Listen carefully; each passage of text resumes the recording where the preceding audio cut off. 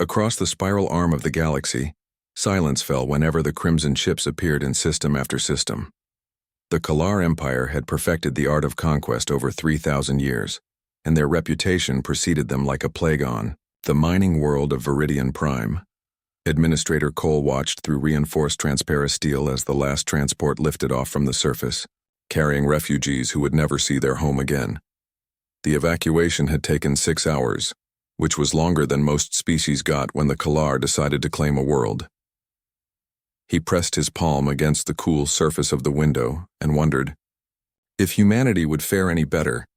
The Kalar were not just conquerors. They were evolution's cruelest joke played on a peaceful galaxy. Standing 8 feet tall with crystalline scales that could deflect energy weapons, they possessed claws capable of rending steel and reflexes that made them living weapons. Their bioengineered bodies required no atmosphere suits on most worlds, and their redundant organs meant that wounds which would kill other species barely slowed them down. What made them truly terrifying was not their physical prowess, but their methodical approach to domination. The Kalar never simply destroyed worlds. They cataloged every species, every resource, every strategic advantage, before incorporating it all into their ever-expanding empire. They had turned conquest into a science, and mercy was a concept they had surgically removed from their genetic code centuries ago. Admiral Drack stood in the command center of the flagship Ravager, studying holographic displays that showed the positions of 97 conquered systems. Each glowing dot represented billions of enslaved beings, entire civilizations reduced to nothing more than labor and resources for the Empire. The Kalar had encountered over 300 different species during their expansion, and every single one had eventually knelt before their might.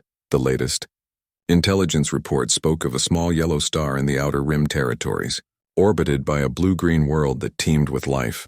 The inhabitants called themselves humans, and preliminary scans suggested they were typical mammals, bipedal, fragile, with no natural weapons or armor to speak of. Their technology was primitive by galactic standards, barely capable of achieving faster-than-light communication, let alone travel. Another species of cattle, Drack muttered as he studied the tactical analysis. The humans appeared to be divided into numerous political factions, constantly warring among themselves over resources and territory. This internal division would make conquest even easier than usual. The Kalar had perfected the strategy of exploiting such divisions, turning species against themselves before moving in to claim the remains. The bioanalysis data was particularly encouraging. Humans were smaller and physically weaker than most sentient species the Kalar had encountered. Their bones were brittle, their skin offered no protection against energy weapons, and they required constant sustenance and rest to function. Most amusing of all, they seemed incapable of surviving in any environment except their narrow atmospheric and temperature requirements. Subcommander Vruck entered the command center with the final invasion plans. 3 battle groups would be sufficient to overwhelm any resistance the humans might attempt. The first wave would target their primitive communication networks and power infrastructure. The second wave would deploy atmospheric processors to begin converting the planet's environment to something more suitable for Kalar physiology. The third wave would round up survivors for processing and integration into the Empire's labor force. How long do you estimate the campaign will require? Drack asked, though he already suspected the answer. Conservative estimates suggest complete planetary subjugation within 72 standard hours, Vrak replied. The humans show no evidence of unified command structure or advanced defensive capabilities. Most likely, local governments will surrender individually once they witness our initial demonstrations of force. The holographic display shifted to show Earth's major population centers, sprawling cities filled with billions of soft, vulnerable targets who had never faced an enemy like the Kalar. Their largest military installations were laughably primitive, relying on crude projectile weapons and chemical explosives. Against Kalar battle armor and energy shields, such weapons would be as effective as throwing stones. Drack approved the invasion timeline with a gesture. Within 1 standard week, the battle groups would arrive in the Sol system and begin the process that had been repeated nearly 100 times before. Initial bombardment to cripple infrastructure, followed by ground assault to establish beachheads, and finally the systematic processing of the surviving population. The Kalar had learned long ago that complete genocide was wasteful. Every species possessed unique biological or cultural traits that could be exploited. Humans would likely prove useful as manual laborers. Given their apparent adaptability to various environmental conditions, their genetic material might also provide interesting research opportunities for the Empire's bioengineers. As the command staff dispersed to begin final preparations, Drac allowed himself a moment of reflection. 3 millennia of conquest had brought the Kalar to the very edges of known space.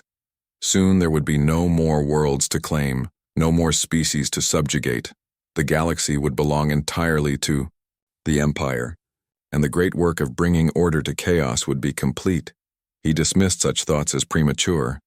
There would always be more worlds beyond the current borders of explored space, more species to encounter and overcome. The universe was vast, and the Kalar's destiny was to rule it all. These humans were simply the next small step in that inevitable journey. The bioenhancement chambers hummed to life throughout the fleet as Kalar warriors underwent final combat preparations. Stimulant glands were activated, redundant organ systems were checked and calibrated, and ceremonial scarification was refreshed to honor the spirits of conquest. Each warrior was a living weapon, designed through centuries of genetic manipulation to be the perfect predator. Intelligence reports indicated that humans possessed rudimentary space-based assets, a few orbital stations, and some primitive exploration vessels. These would be destroyed in the opening moments of the attack to prevent any possibility of escape or communication with other systems. The Kalar had learned to be thorough in their preparations, leaving nothing to chance as the invasion fleet prepared to enter hyperspace. Automated systems throughout the ships played recordings of previous conquest victories, the screams of dying Altarians, the surrender speeches of Centauran leaders, the final transmissions from doomed refugee fleets. These sounds served both to motivate the warriors and to remind them of the glorious tradition they were continuing. The jump to hyperspace engaged. With a barely perceptible vibration through the massive ships, 3 battle groups comprising over 200 vessels and 50,000 of the Empire's finest warriors were now racing toward Earth at speeds that defied comprehension. In just under 1 standard week, they would arrive to claim another world for the eternal glory of the Kalar Empire. Behind them, in the conquered systems they left behind, billions of enslaved beings continued their daily existence under Kalar rule. They had learned not to look up at the stars with hope anymore. The crimson ships had taught them that the universe belonged to those strong enough to take it, and mercy was a luxury that evolution had abandoned long ago. The Deep Space Monitoring Station in orbit around Neptune registered the anomalies first. Massive energy signatures emerging from hyperspace at the edge of the solar system, far too large and numerous to be natural phenomena. Communications. Officer Mills stared at her console displays for several seconds before reaching for the emergency alert button that would change humanity's future forever. General Harris received the call at 0347 hours while reviewing troop deployment reports in his Pentagon office. The voice on the other end of the secure line was steady, but carried an undertone of barely controlled panic. "Sir, we have confirmed. Extraterrestrial vessels approaching Earth. Multiple contacts, estimate over 200 ships, unknown configuration and intent." Within minutes, military installations across the globe were transitioning to maximum alert status. Fighter squadrons scrambled from bases on 6 continents. Naval fleets altered course toward strategic positions, and orbital defense platforms powered up. Weapon systems that had never been tested against actual targets. Humanity's first contact with alien intelligence was about to become a baptism by fire. The Kalar fleet decelerated from hyperspace with practiced precision, taking up positions that would allow for optimal planetary bombardment coverage. Admiral Drac observed the primitive orbital installations through his ship's sensors and felt a familiar sense of anticipation. The humans had detected their arrival, as expected, but their response was laughably inadequate. Planetary defense consists of approximately 24 orbital platforms mounting crude projectile weapons, reported Subcommander Vrac. Surface-based installations show similar technology. Levels, no evidence of energy shields, plasma weapons, or dimensional barriers. Resistance capability assessed as minimal. The first phase of conquest began with a demonstration that had proven effective across dozens of worlds. A single Kalar destroyer moved into range of the largest human orbital station and fired a concentrated energy beam that sliced through the structure like a blade through soft flesh. The explosion that followed sent debris cascading toward Earth's atmosphere in brilliant streaks of light. Drac waited for the predictable response: surrender transmissions from human governments, desperate pleas for mercy, offers to negotiate terms of capitulation. Instead, the remaining orbital platforms opened fire with everything they possessed. Crude railgun projectiles and primitive missiles streaked toward Kalar vessels in a futile but defiant barrage. The human weapons barely scratched the energy shields protecting the invasion fleet, but their willingness to fight back despite being completely outmatched was unexpected. Most species recognized inevitable defeat and attempted to minimize casualties through immediate surrender. These humans seemed determined to resist, regardless of the odds against them. Proceed to Phase 2, Drac commanded. Deploy atmospheric processors and begin surface bombardment of major population centers. Perhaps a more direct demonstration will convince them to be reasonable. The first Kalar dropships descended through Earth's atmosphere like falling stars, their energy shields glowing cherry red from atmospheric friction. Each ship carried a full battalion of bio-enhanced warriors, genetically designed for maximum combat efficiency. Their target was the city humans called New York, chosen for its population density and symbolic importance. Colonel Stevens watched through binoculars from his position atop the Chrysler Building as alien craft touched down. In Central Park, the ships were unlike anything in human experience: sleek, organic-looking vessels that seemed to pulse with internal light.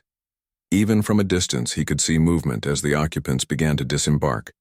The first Kalar warrior to emerge from the dropship stood nearly 8 feet tall, its crystalline scales catching and reflecting sunlight in deadly prismatic patterns.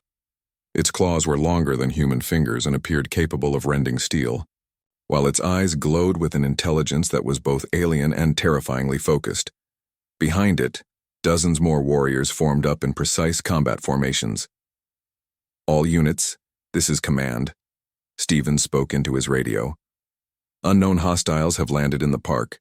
Weapons free. Repeat. Weapons free. Show these things what happens when they mess with Earth. The battle for New York began with a thunderous exchange of gunfire as human forces opened up with everything available. Machine guns, rocket-propelled grenades, and sniper rifles concentrated their fire on the advancing Kalar warriors. The aliens' energy shields absorbed most of the damage, but some projectiles managed to penetrate, drawing alien blood for the first time in centuries. Sergeant Davis crouched behind an overturned taxi and watched in amazement as his rifle rounds actually wounded one of the towering aliens. The creature's shield flickered and failed under sustained fire, allowing high-velocity bullets to punch through its crystalline scales. Dark blue blood sprayed across the pavement as the warrior stumbled and fell. "They bleed," Davis shouted over the sound of gunfire. "Keep shooting. The shields can be overwhelmed." This discovery spread through human forces with remarkable speed. Soldiers adapted their tactics in real time, concentrating fire to bring down individual shield generators before switching targets. What should have been a one-sided slaughter became a running battle through the streets of Manhattan. The Kalar warriors found themselves in an unprecedented situation. Their enemies were not only refusing to surrender but were actively learning and adapting during combat. When the humans discovered that energy shields could be overloaded, they began using concentrated fire from multiple weapons. When they realized that Kalar claws could slice through steel, they started using ranged tactics and explosive devices. Private Chen watched from her sniper position as a Kalar warrior methodically stalked a squad of infantry through Times Square. The alien was magnificent and terrifying, moving with fluid grace despite its massive size. She adjusted her rifle scope and placed the crosshairs carefully before squeezing the trigger.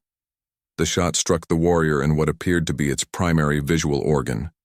The creature's head snapped back and dark fluid splattered across a billboard advertising Broadway shows. It stumbled, disoriented, and Chen fired again, this time aiming for what looked like a major circulatory junction.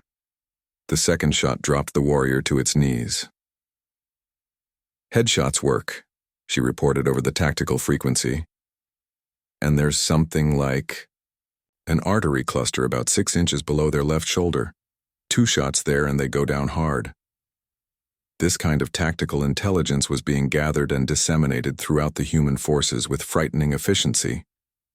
Every encounter with Kalar warriors produced new data about their anatomy, their weaknesses, their behavioral patterns. Unlike any species the Kalar had encountered before, humans seemed to view combat as a learning experience. Admiral Drac received the first casualty reports with growing confusion.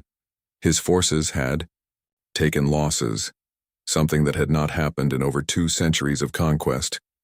The humans were not simply resisting. They were fighting with a calculated viciousness that targeted every perceived weakness. Their weapons might be primitive, but they were using them with deadly precision. "Status report from ground forces?" Drac demanded.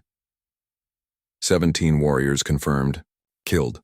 34 wounded," Drac replied, his voice carrying a note of disbelief.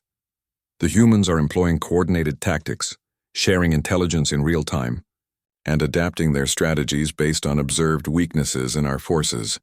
This level of tactical flexibility is unprecedented among primitive species." The first day of invasion, which was supposed to end with human surrender, instead concluded with Kalar forces establishing defensive perimeters while human guerrilla units conducted hit-and-run attacks throughout the occupied zones. In London, Berlin, and Tokyo, similar patterns emerged. Initial Kalar superiority, followed by human adaptation and increasingly effective resistance. As night fell over the battlefields of Earth, both sides prepared for what was becoming clear would be a longer conflict than anyone had anticipated. The Kalar had encountered their first species that seemed to view warfare not as a contest of honor or strength, but as a problem to be solved through systematic analysis and ruthless application of lessons learned. In bunkers deep beneath military installations, human scientists were already dissecting captured Kalar equipment and biological samples. The war had been going for less than 24 hours, and humanity was already beginning the process that would define the remainder of the conflict, turning their enemies into subjects of study. The galaxy's apex predators had drawn first blood against Earth, but they were learning that humans had a very different understanding of what it meant to fight for survival. Dr. Peterson worked by the light of emergency generators in a laboratory that had once studied marine biology, but now served a very different purpose. On the dissection table before her lay the corpse of a Kalar warrior, its crystalline scales dulled by death but still reflecting the harsh artificial light and rainbow patterns. She had been cutting into alien anatomy for 18 hours straight, mapping circulatory systems and nerve clusters with the methodical precision of someone who understood that knowledge meant survival. The transformation of human civilization had begun within days of the first landings. Ancient national boundaries became meaningless as governments integrated their military commands into a single unified resistance network. Chinese radar operators coordinated with American fighter squadrons, while Russian missile installations took targeting data from European reconnaissance satellites. Humanity was becoming something it had never been before. A single organism focused on a single goal. Lieutenant Rodriguez monitored communications from his underground bunker in Colorado, watching data streams that represented the coordination of 7 billion people. Supply convoys from South America were delivering raw materials to weapons factories in Eastern Europe. Medical supplies manufactured in Japan were being distributed to field hospitals in Africa. The logistics network that emerged was staggering in its complexity and efficiency. "Package confirmed, delivered to Grid 77 Alpha," reported a voice over the encrypted channel. Rodriguez updated his tracking display and immediately began calculating the optimal distribution pattern for the next shipment. The package in question was a batch of modified ammunition designed to penetrate Kalar energy shields.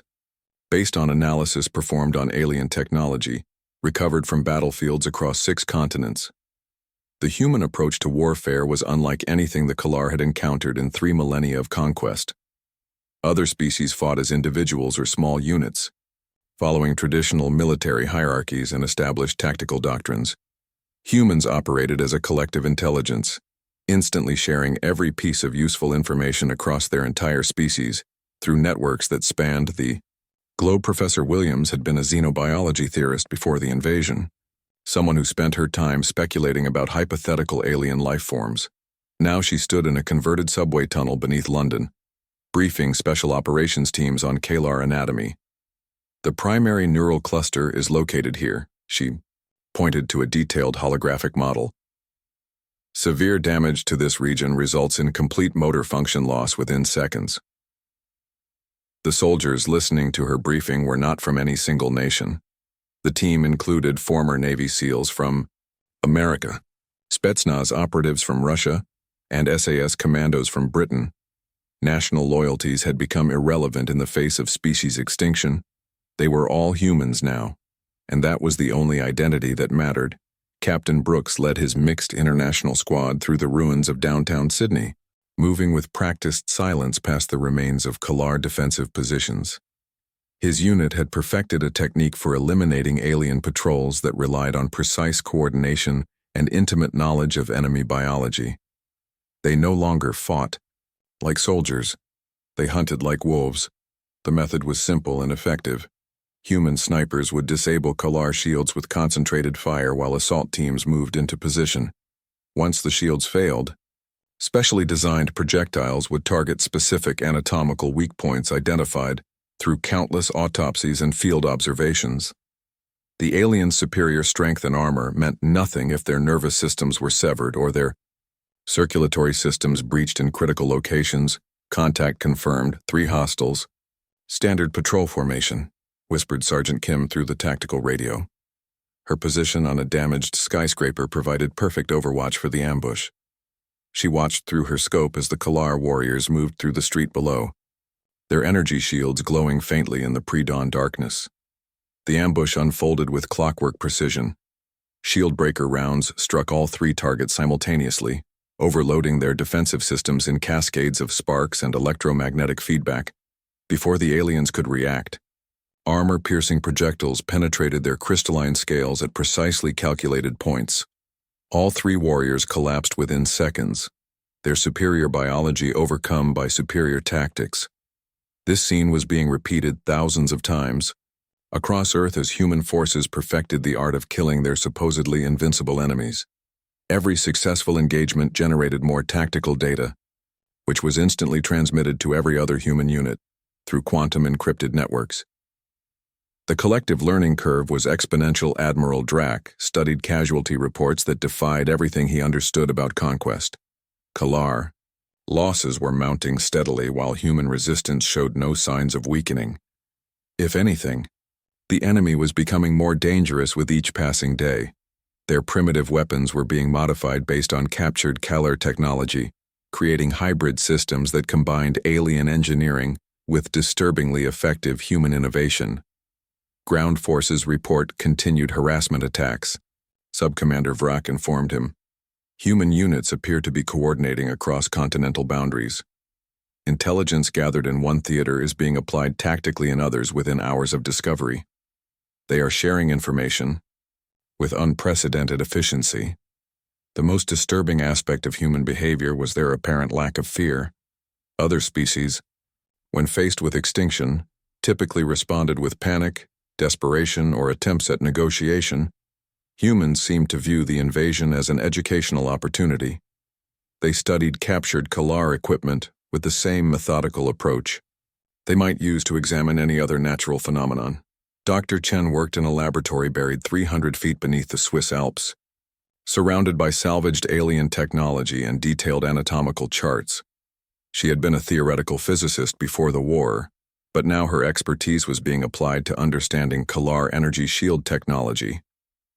The resonance frequency is variable, she explained to the assembled engineers, but if we can synchronize our weapons to match the harmonic inverse, we can achieve complete shield penetration with significantly less energy expenditure. Within hours of her discovery, weapons. Factories across the planet were retooling their production lines.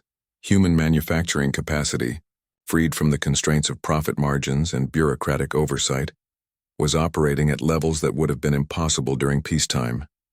Every factory, every research laboratory, every educational institution had been converted to serve the war effort. The psychological profile of humanity was becoming clear to Kalar analysts. This species did not view warfare as a test of honor or courage. They approached combat as engineers might approach a mechanical problem, systematically identifying variables, testing solutions, and iterating toward optimal results. Their emotional response to violence was subordinated to their intellectual curiosity about their enemy's weaknesses. Commander Stone briefed his special operations team in a bunker carved from solid rock beneath the Rocky Mountains. The mission parameters were unlike anything attempted in conventional military doctrine. Instead of territorial objectives or strategic targets, they were tasked with capturing Kalar specimens for biological research. "We need live subjects," Stone explained. "Intelligence indicates that their physiology includes adaptive mechanisms we haven't cataloged yet. We need to understand how they respond to different forms of stress and trauma." The capture missions represented a fundamental shift in human tactics. They were no longer simply defending their planet. They were actively studying their enemies like laboratory specimens. Kalar warriors who had conquered dozens of worlds found themselves being hunted by creatures they had dismissed as harmless mammals. The predator-prey relationship was inverting in ways that challenged every assumption about galactic hierarchy. The third month of occupation began. Reports reached Kalar Command that human resistance was not weakening but evolving. Enemy tactics were becoming increasingly sophisticated, incorporating lessons learned from each engagement. More troubling, humans were beginning to demonstrate technologies that should have been beyond their capabilities. Energy weapons based on captured Kalar designs but modified in ways that improved their effectiveness.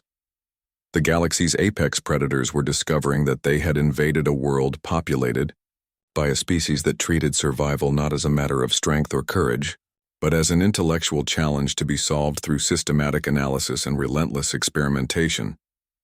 Earth's defenders were learning to think like their enemies, and then learning to think better. The orbital bombardment began at dawn on the 93rd day of occupation, when massive energy beams lanced down from Kalar battleships to incinerate entire city blocks. Admiral Drack had finally authorized the use of weapons capable of cracking planetary crusts, deciding that preserving human slaves was less important than ending this unexpectedly difficult campaign. The capital cities of 12 nations vanished in pillars of superheated plasma that could be seen from space. Engineer Patterson watched through periscope optics as the ruins of Chicago burned in the distance, the sky lit by fires that would consume everything combustible for hundreds of square miles. She was 300 feet underground in a tunnel system that had been carved from bedrock by mining equipment working around the clock for 2 months. Above her, the surface world was becoming uninhabitable, but below ground, humanity was building something unprecedented. The tunnel network stretched across entire continents, connecting underground cities that housed millions of refugees and thousands of research facilities. What had begun as desperate attempts to escape orbital bombardment had evolved into an entirely new form of civilization.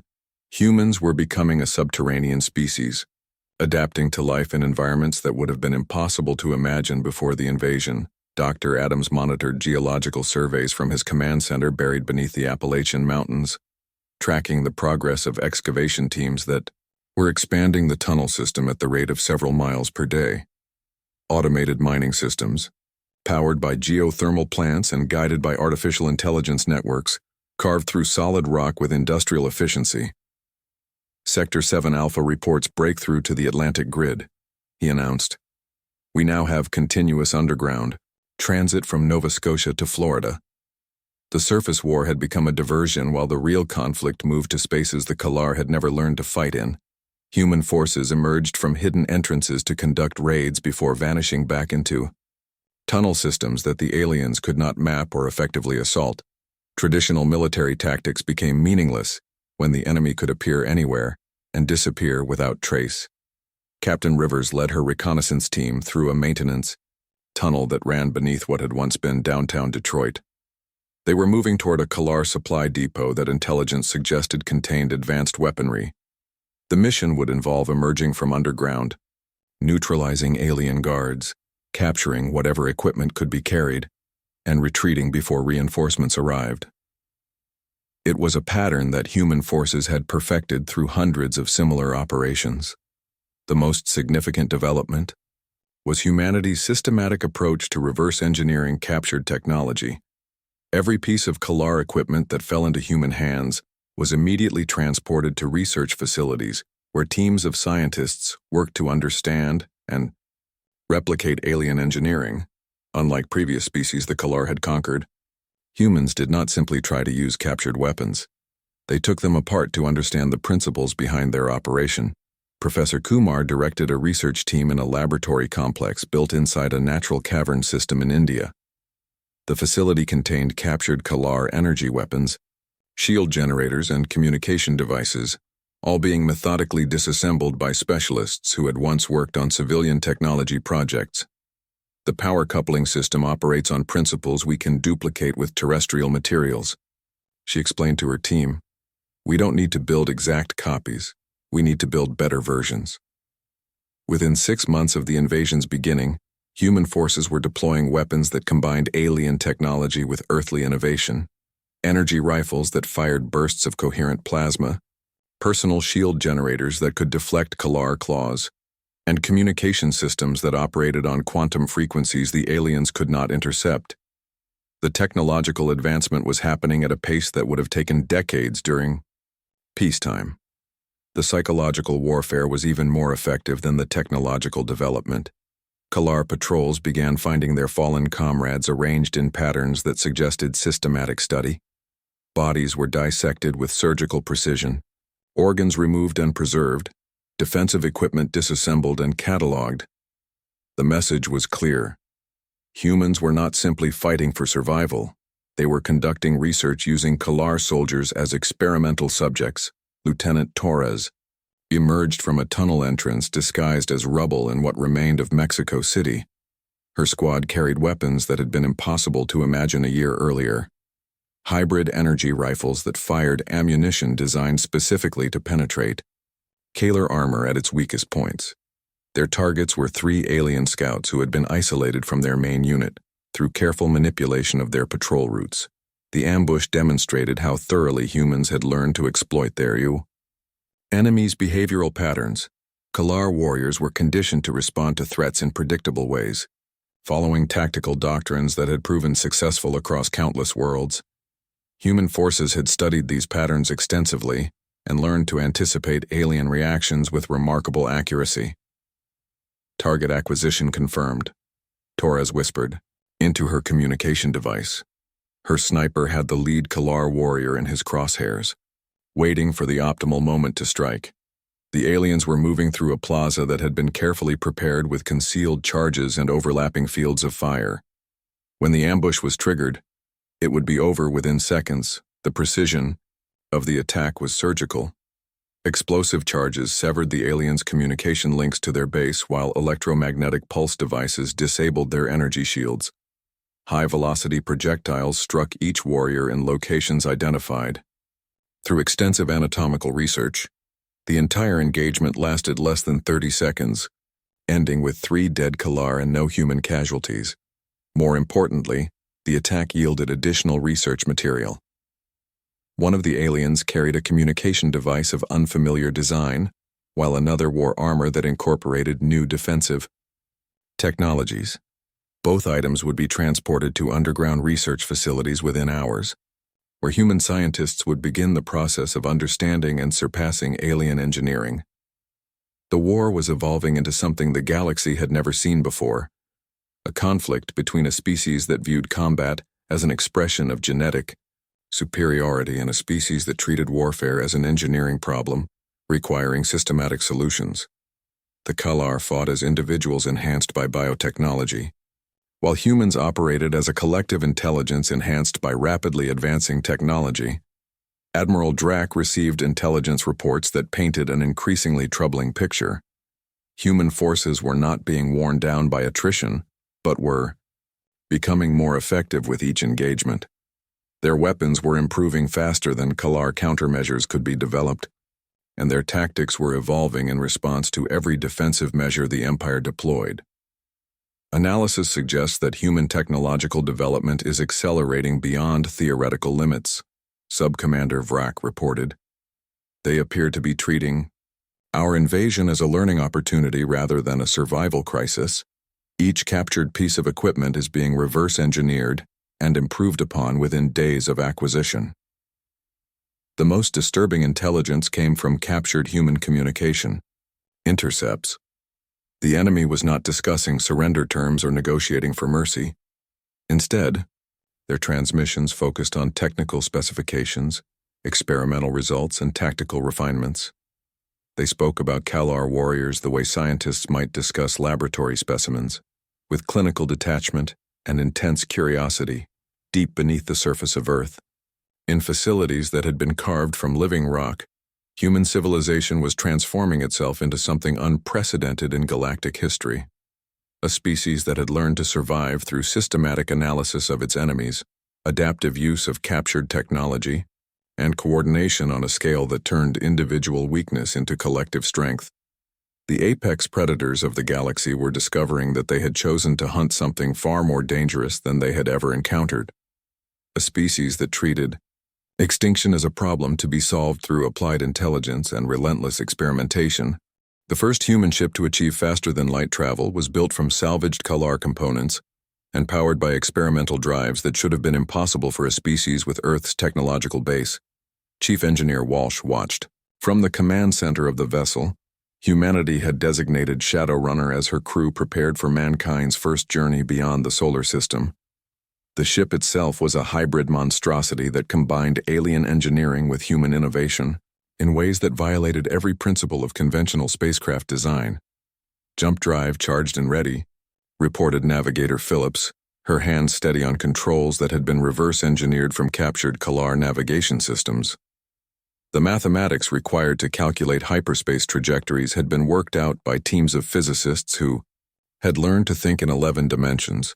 Human understanding of space-time manipulation had advanced more in 3 years than in the previous century.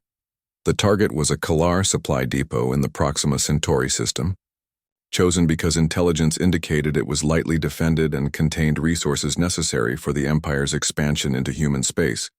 But this was not a conventional military operation. Shadowrunner carried a crew trained not in conquest, but in systematic elimination. They were going hunting. Captain Morrison gave the jump command, and reality twisted around the ship as experimental drives tore a hole through the fabric of spacetime. The sensation of hyperspace transition was unlike anything described in Kalar technical manuals. Humanity had improved upon alien technology in ways that made FTL travel faster and more efficient. They were not simply copying their enemies' achievements, they were surpassing them. The emergence in the Proxima system was detected by Kalar sensors exactly as planned. The human ship appeared to be a heavily damaged refugee vessel, broadcasting distress signals in authentic alien communication protocols. Garrison Commander Vell approached the unknown contact with the casual confidence of a species that had never encountered effective resistance from primitive civilizations. "Unknown vessel, you are ordered to heave to and prepare for boarding," transmitted Vell in the standard formula used when processing captured ships. His boarding teams were already preparing to secure what appeared to be another prize for the Empire. Possibly a treasure trove of intelligence about human defensive capabilities. Shadowrunner's response was not the expected surrender transmission, but a coordinated barrage of weapons fire that had been precisely calculated to overwhelm Kalar defensive systems. Hybrid energy cannons fired bursts of coherent plasma, while kinetic projectiles struck shield generators at resonance frequencies that caused catastrophic harmonic failures. The alien vessel's defenses collapsed in seconds. The boarding action that followed was conducted with surgical precision. Human Marines equipped with weapons designed specifically for close-quarters combat against Kalar. Physiology breached the alien ship through multiple entry points. Their movements were coordinated by artificial intelligence systems that predicted enemy responses based on extensive behavioral analysis. Sergeant Davis led his squad through corridors that reeked of alien atmosphere, while emergency lighting cast strange shadows on crystalline surfaces. His team carried weapons that fired ammunition designed to penetrate Kalar armor at its structural weak points. More importantly, they carried capture equipment designed to take live prisoners for study. The Kalar crew found themselves facing enemies who knew exactly how to kill them. Human weapons targeted neural clusters, circulatory junctions, and sensory organs with devastating accuracy. When alien warriors attempted to fight back using their natural advantages in strength and speed, they discovered that humans had developed countermeasures for every aspect of Kalar combat doctrine. Sector 7 secured, Davis reported as his team finished neutralizing the last pockets of resistance. The operation had taken less than 20 minutes from boarding to complete control.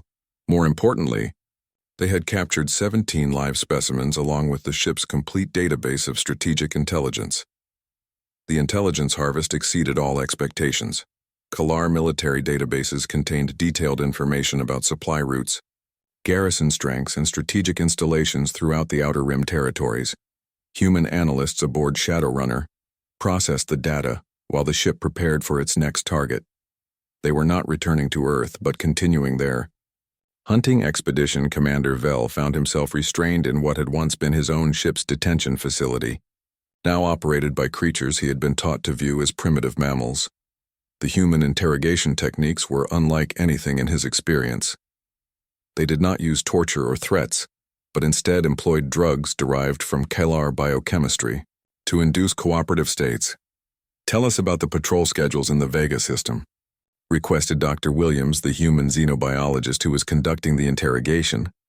Her voice was professionally calm, as if she were discussing routine laboratory procedures rather than extracting military secrets from a captured enemy. Vel found himself compelled to answer, despite his training in resistance techniques. The information gathered from captured Kalar personnel was transmitted back to Earth through quantum communication arrays that operated faster than the Empire's own networks, within hours. Human strike teams throughout the galaxy were updating their target lists based on fresh intelligence. The hunting expedition was becoming a systematic campaign of elimination. Shadowrunner's second target was a Kalar research station in the Wolf 359 system, where the Empire's bioengineers were developing enhanced warriors for the final conquest of Earth. The facility was considered impregnable, protected by advanced defensive systems, and garrisoned by elite troops who had never experienced defeat. It would become humanity's first demonstration that nowhere in the galaxy was safe from their reach.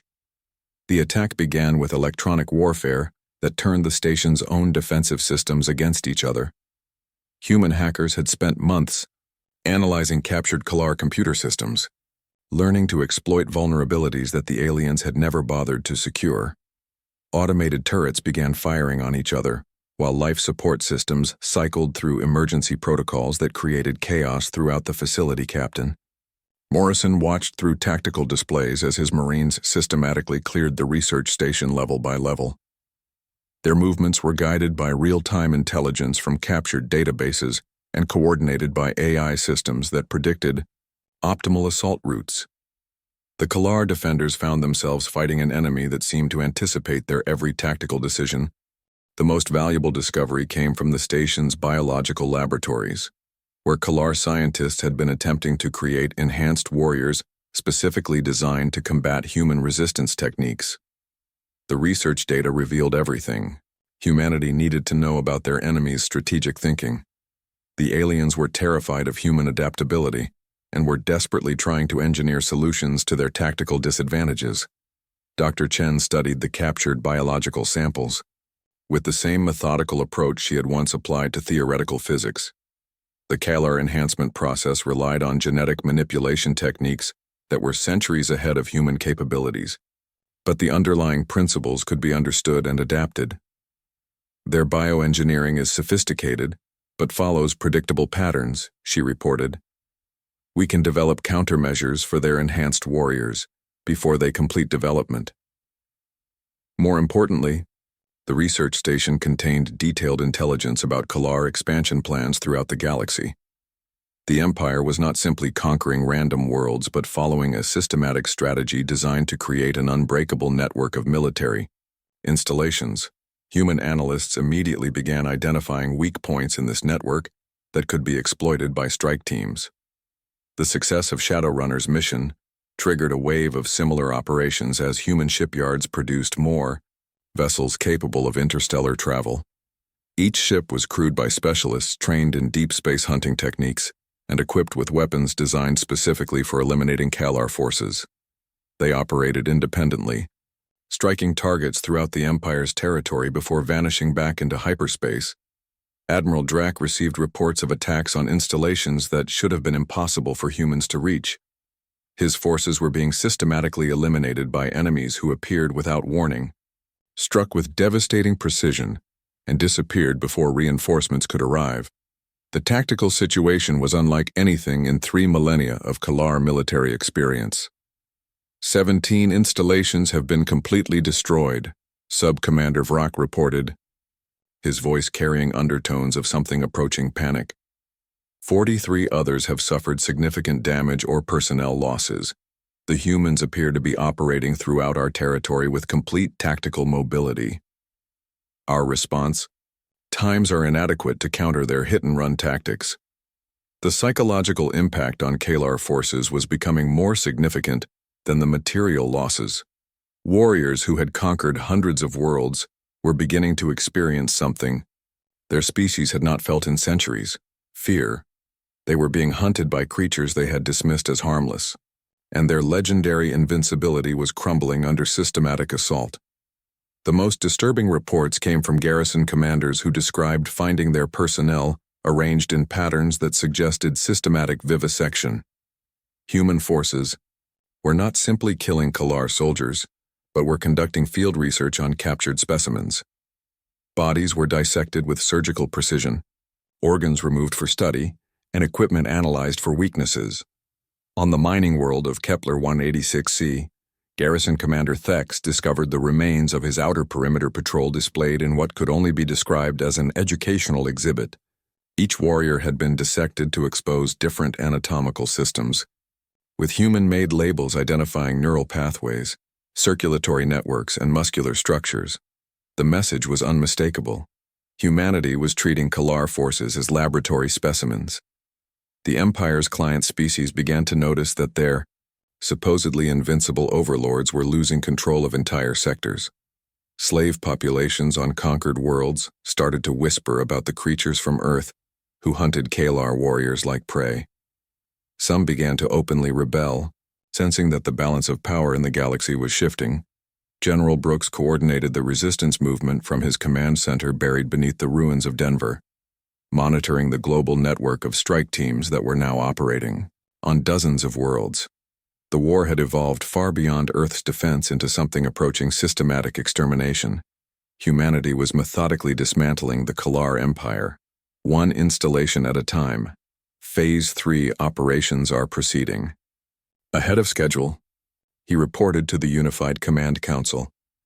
Human forces have established operational bases in 17 systems and are conducting regular hunting expeditions throughout enemy territory. Kalar response capabilities are degrading faster than their reinforcement capacity can compensate. The most significant psychological victory came when human forces captured and executed Admiral Drac himself. The operation required infiltrating the heavily defended command ship that served as the Empire's mobile headquarters. A team of 40 specialists managed to board the vessel, eliminate its crew of over 3,000 warriors, and broadcast the execution throughout Kalar space. The execution was not conducted as an act of revenge, but as a demonstration of scientific methodology. Drac was subjected to the same systematic vivisection techniques that had been perfected on captured soldiers. The broadcast showed human researchers calmly discussing Kalar anatomy, while the former admiral was dissected alive. The message to the Empire was clear. Humans viewed their enemies not as worthy opponents but as subjects for experimentation. Within months of Drac's death, the Kalar Empire began to collapse as client species throughout the galaxy rose in rebellion. The psychological foundation of imperial rule, the belief in Kalar invincibility, had been shattered by creatures who treated warfare as pest control. World after world declared independence as garrison forces were systematically eliminated by human hunting parties. The galaxy's former apex predators found themselves becoming an endangered species as humanity applied the same methodical approach to their elimination that they had once used for conquest. Every Kalar installation became a target for study and destruction. Every warrior became a potential specimen for research. The hunters had become the hunted, and their former prey was proving to be far more efficient at the role. In the end, the Kalar Empire fell not to superior strength or advanced technology, but to a species that approached conflict as an intellectual problem requiring systematic solutions. Humanity had learned to think like their enemies, understand their weaknesses and exploit those weaknesses with ruthless efficiency. The galaxy would remember the lesson. Never underestimate a species that treats survival as a learning experience,